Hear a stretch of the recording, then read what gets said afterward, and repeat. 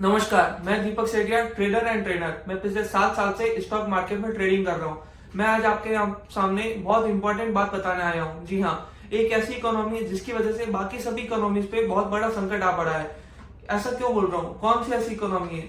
हम सभी इकोनॉमीज को, पूरे ग्लोबल मार्केट को कनेक्ट करने वाली सिर्फ एक ही करेंसी है जो पूरे ग्लोबल मार्केट को कनेक्ट करके रखती है। मैं यूएस डॉलर की बात कर रहा हूँ।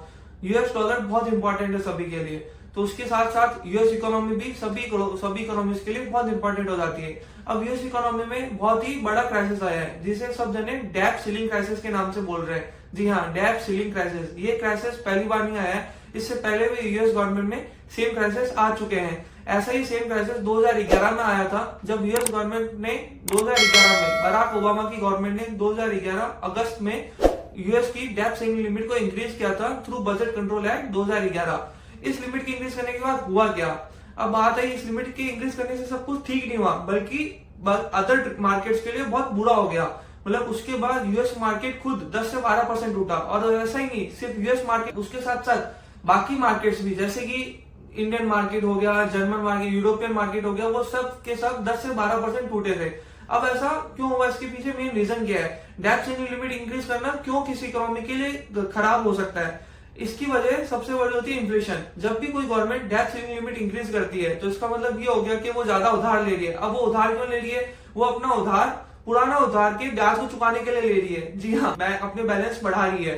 इससे क्या हो रहा है? मार्केट में डायरेक्टली कैश इनफ्लो इंक्रीज हो रहा है। अब जो इकोनॉमी पहले से ही इतने ज्यादा इन्फ्लेशन में चल रही है, जहां पे इन्फ्लेशन रेट बहुत हाई है, जहां पे बहुत ज्यादा इकोनॉमिक क्राइसिस पहले से है, अगर हम उस सिचुएशन में मार्केट में कैश इनफ्लो इंक्रीज कर देते हैं तो इससे नेगेटिव हो जाए।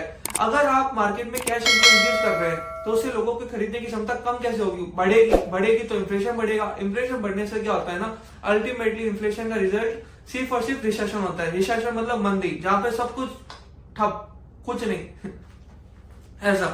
अगर सिर्फ किसी नॉर्मल इकोनॉमी में हो रहा होता, जैसे अफ्रीका में सेम ऐसा हुआ था। अफ्रीका में क्राइसिस आए थे, उनकी इकोनॉमी ठप पड़ गई, सब कुछ बंद हो गया।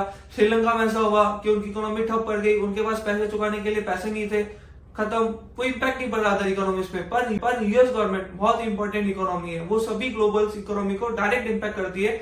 इसका सिंपल सा रीजन ये है कि हम उनके डॉलर का इस्तेमाल करते हैं कोई भी ट्रेड करने के लिए। आज हमें कोई भी सामान बाहर से खरीदना है, इंपोर्ट करना है, एक्सपोर्ट करना है, dollar is the base currency. Dollar के रूप में सब कुछ एक्सचेंज होता है। इसलिए यूएस इकोनॉमी में कुछ भी हो रहा हो, सभी इकोनॉमीज में उसका डायरेक्ट इंपैक्ट होने वाला होता है।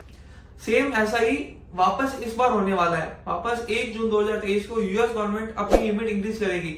अब मैं इतना सिक्योर होकर क्यों बोल रहा हूँ कि वो इंक्रीज करेगी, ये मैं नहीं बोल रहा, ये उनके खुद के ऑफिशियल्स, गवर्नमेंट ऑफिशियल्स, उनके पॉलिटिशियन लीडर्स, वो ये बात कर रहे हैं कि ऐसा हो ही नहीं सकता कि हम लोग डिफॉल्ट हो जाएं। Party leaders are still debating raising the debt ceiling as the deadline to default gets closer. But they do agree on one thing. Defaulting on our debt is not an option. अच्छा, default होने से उन्हें सिर्फ और सिर्फ ये limit increase करना ही बचा सकती है। अगर वो लिमिट इंक्रीज करते हैं तो मार्केट से और ज्यादा डेट लेंगे, डेट लेकर के वो अपने पुराने इंटरेस्ट पे आउट करेंगे, अपने बाकी खर्चों का पेमेंट उसी डेट से निकालेंगे। इसी वजह से ये तो कंफर्म है कि वो अपनी लिमिट इंक्रीज करने वाले हैं। इस लिमिट इंक्रीज करने के बाद वापस से इतिहास अपने आप को दोहरा सकता है। वापस से इंडियन मार्केट और अदर ग्लोबल मार्केट्स भी करेक्ट हो सकते हैं उतनी ही तेज स्पीड से, 10 से 12% अराउंड करेक्ट हो सकते हैं। इसलिए मैं कह रहा हूं कि अभी कुछ दिनों के लिए ट्रेडिंग अवॉइड करो, एफएनओ में ट्रेड ना के बराबर करो। इसके पीछे कई रीजन भी है, जैसे कि विक्स भी अभी 11%, 12%, 10% के आसपास रखा पड़ा है। जब विक्स इतना लो होता है ना, तो वॉलेटिलिटी बहुत ज्यादा बढ़ सकती है। अचानक से मार्केट में 1000 पॉइंट, 500 पॉइंट का मूवमेंट आ सकता है, जिसके वजह से जो शॉर्ट सेलर्स हैं, जिन्होंने ऑप्शंस को सेल किया हुआ है, वो बहुत ज्यादा नुकसान में आ सकते हैं। उनका प्रॉफिट लिमिट होता है पर उनका लॉस बहुत ज्यादा बढ़ा होता है। जो ऑप्शंस में रेगुलर ट्रेडिंग करते हैं ना, उन्हें इसकी नॉलेज अच्छे से है।